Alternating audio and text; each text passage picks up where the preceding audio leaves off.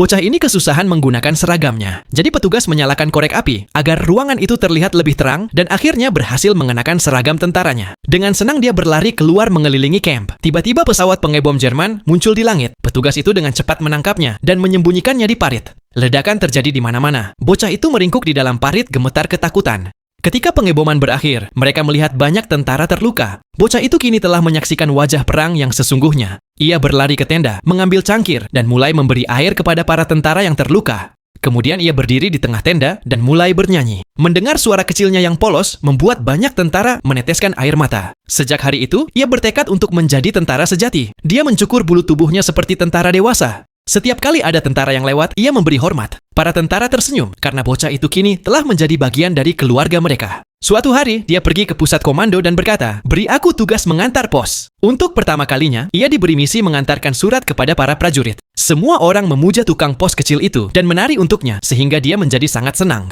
Namun keesokan harinya, ketika ia datang lagi membawa surat, prajurit yang menari untuknya itu telah tiada. Bocah itu diam-diam melepas topinya dan pergi tanpa mengucapkan sepatah kata pun. Suatu hari, bocah itu berpatroli layaknya seorang pengintai, mengeluarkan teropongnya dan melihat sebuah kaki mencuat dari tumpukan jerami. Dia berlari kembali dan memberitahu rekan-rekannya. Letnan itu awalnya tidak percaya, tetapi anak laki-laki itu sangat serius. Sang letnan menyimpan makanannya dan pergi bersama dua prajurit ke tempat kejadian. Untuk memaksa musuh keluar, mereka membakar tumpukan jerami itu. Begitu asap mengepul, dua prajurit musuh berlari keluar. Para prajurit melepaskan tembakan dan menangkap mereka. Bocah itu pergi ke daerah berkabut dan menyeret keluar sebuah tas berat. Di dalamnya terdapat radio yang digunakan untuk mengirimkan koordinat pengeboman ke angkatan udara. Dia telah melakukan sesuatu yang luar biasa, tetapi tetap saja tidak ada kebanggaan di wajahnya. Detik berikutnya, musuh melancarkan serangan yang dahsyat. Bocah itu tanpa rasa takut menyeret kotak-kotak peluru melalui parit, mengirimkannya kepada rekan-rekannya. Bahkan di tengah ledakan, ia tak gentar. Seorang prajurit yang lebih tua tergerak oleh keberaniannya, memberi hormat kepadanya, dan bocah itu pun membalasnya dengan bangga.